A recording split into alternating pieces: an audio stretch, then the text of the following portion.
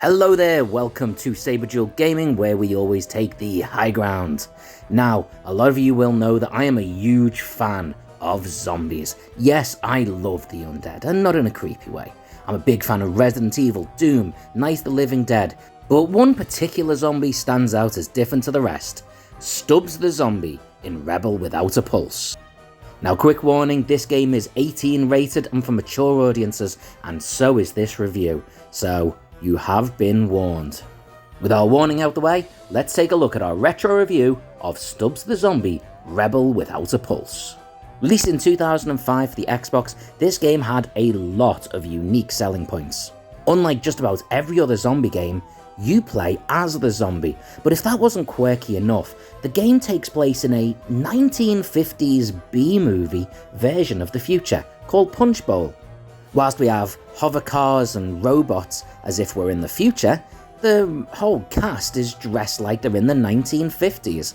And this is blatantly the case, with many of the initial cutscenes even done in black and white. It's also very clear that despite being quite gory and graphic in many of its scenes, much of what we see is played for comedy.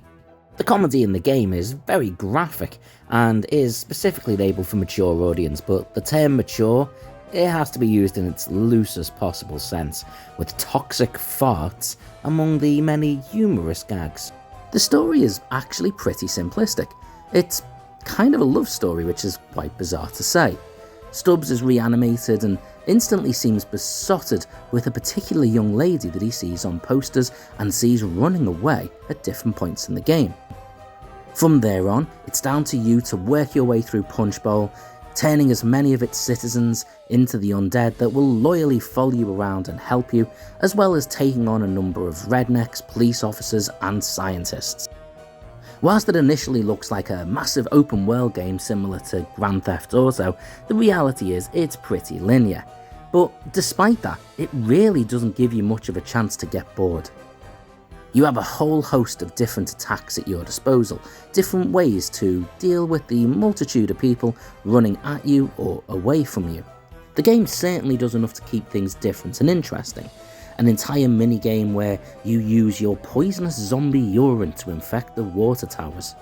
Having your arm removed so that the world can suddenly go black and white and you can control your hand as it runs around the place. And yes, I'm not joking, a thriller-like dance-off with the police commissioner. And I'm gonna be honest, that's fun. It shouldn't be, but it is. So the game keeps things interesting, it's certainly entertaining, and it is good fun. There is one slight issue with the game though, and that is, it really is a breeze to go through. And I don't mean about it not being a particular challenge difficulty-wise, I mean there are literally whole levels where you can simply just keep running, not fight or get involved with any of the other people there, and you'll actually make it through. Other levels are a little bit confusing, and I genuinely just got lost multiple times, especially running around the police station, and eventually found my way out completely by accident. But what about on its release? Well, the reality is that most critics had very similar things to say about it. Most reviews were fair to favourable and pointed out how it had a lot of really fun ideas but maybe lacked cohesion. There were many comments about how the game was a little bit too linear and certainly too easy to simply run through and complete. Both the visual and the audio were given particularly high praise. Many articles commented on the originality and likability of places like Punch Bowl as being a completely different surrounding for this type of game. It also points out how each level had a very different look to it, so the surroundings never really got boring. And in a way, that same sentiment is echoed again and again. It doesn't let you get bored, despite effectively doing the same things on the whole, because you are constantly going from a different location to another, with funny cutscenes, new mini-games that add a little bit of variety, and occasionally getting inside a random vehicle to break things up. You never get a chance to get bored. Quite a few publications also gave really high praise to the audio in this game. This includes the fantastic 50s soundtrack, full of songs that everyone knows, but also to the dialogue, if you can call it that, of the zombies. The dialogue littered throughout the game is very much done for comical effect, and a little bit of satire maybe, but it is done well, and Stubs especially, with a few minor grunts, groans and the odd word, really comes across as quite expressive. Even a few of the other zombies have quite unique sounds that really bring them, I suppose, back to life.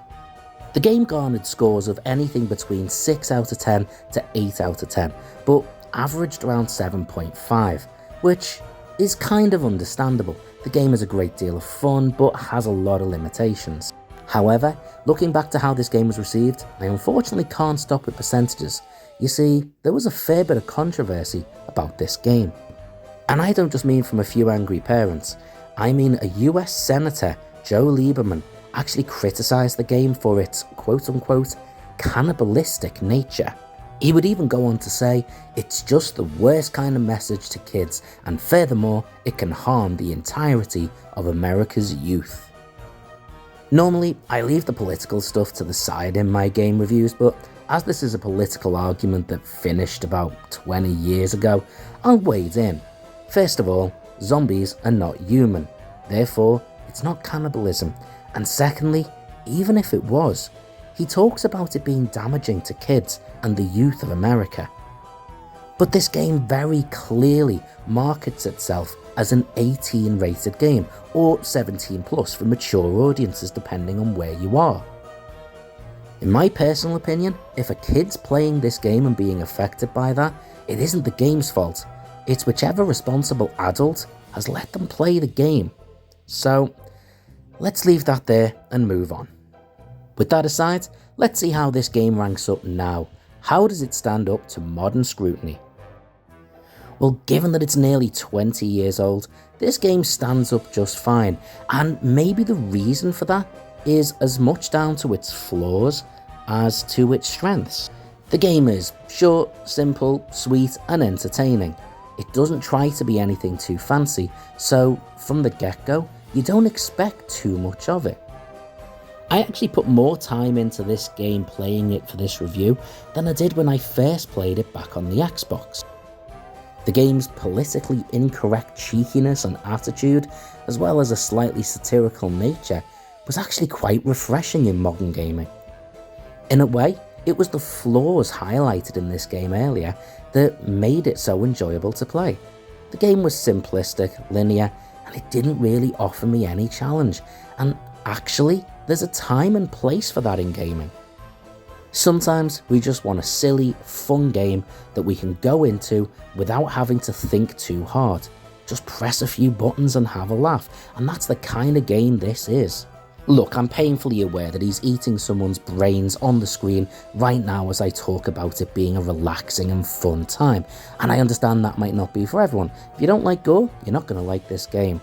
But why would you be picking up a game called Stubs the Zombie if you were a bit squeamish? To be honest, this game is the perfect example of judging a book by its cover and that being okay. You look at what this game looks like, you pretty much know what you're getting. And Stubs the Zombie, for me, it's fine, it's fun, it's not a world beater, but realistically, it's a good time. And I think even now, it deserves a 7.5 out of 10, roughly what it got back then. But what do you think? If you've played this game, comment below, let me know what you think of it, and until next time, take the high ground.